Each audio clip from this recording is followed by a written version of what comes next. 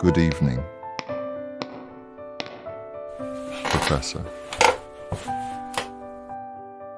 It's an odd hour to see you wandering the halls. Nervous about the upcoming term, I see. It's a common ailment for those freshly arrived at Hogwarts, that mix of nervous excitement and sheer paralyzing terror.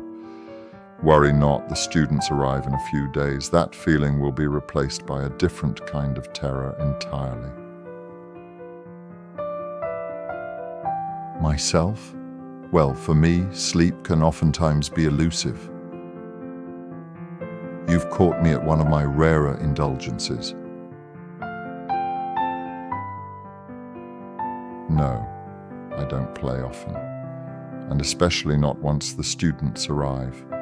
Only when the castle is truly silent, like this. There's a particular solace in the quiet. Once the students return, the air fills with the chatter and footsteps of youthful frivolity. Soon enough, my sleepless nights will be spent patrolling corridors for mischief makers, or buried in my work until dawn has the audacity to arrive.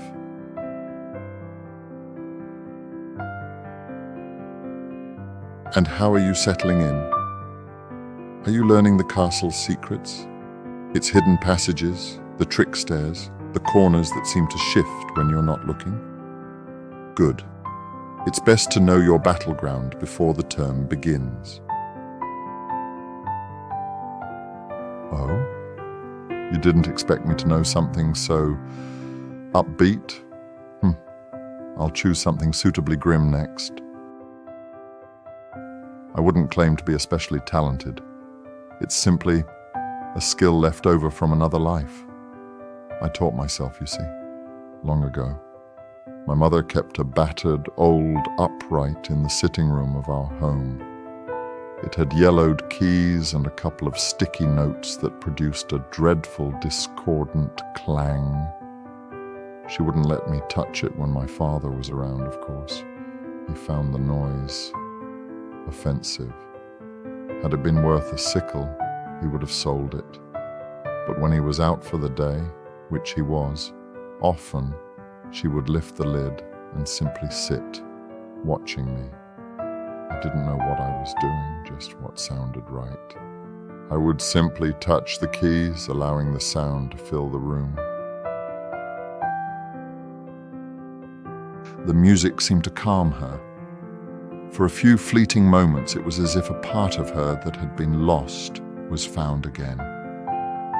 The shadows that clung to her eyes would recede, and she would simply listen.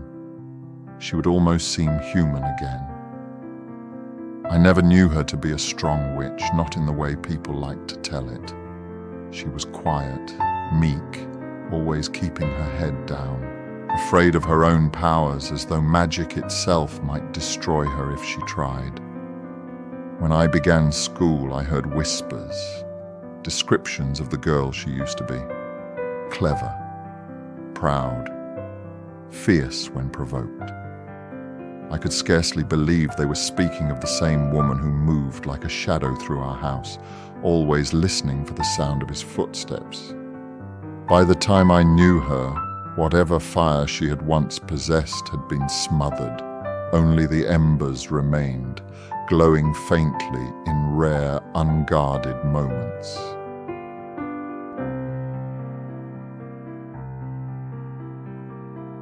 My father was a muggle, a working-class man with a fondness for whiskey and little else. He worked with his hands and with a bottle. Some days he built, other days he broke furniture, walls, people. His failures were never his own, of course. They always had to be someone else's fault, sometimes mine, more often than not, hers. I never knew which was worse, to see the way he looked at her or the way he looked at me. So when I could, I would play. I would play to fill the gaping spaces between his cruel words and his brutal hands.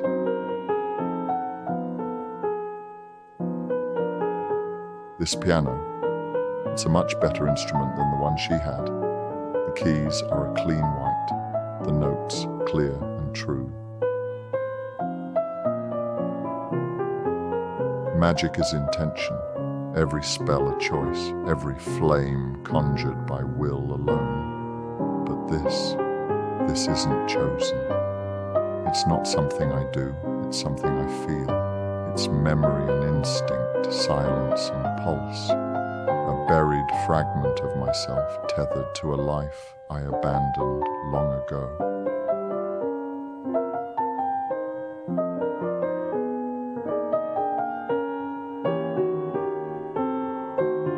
I suppose I play to remember what it felt like to see her find some small shred of peace in the music, even if it was just for a little while. And it was always just for a little while, because inevitably the music would stop. She'd hear the sound of the key in the lock, the creak of the floorboards. The spell would break. She would become silent again, as if she'd never been anything else. She'd say nothing, just put the lid back down as if closing a coffin and resume her place in the corner. I often wonder what she saw when she looked at me. Was it a sun or a small ghost of the life she'd lost? The thought of her still brings a certain ache. Minerva, I was just leaving. Good evening.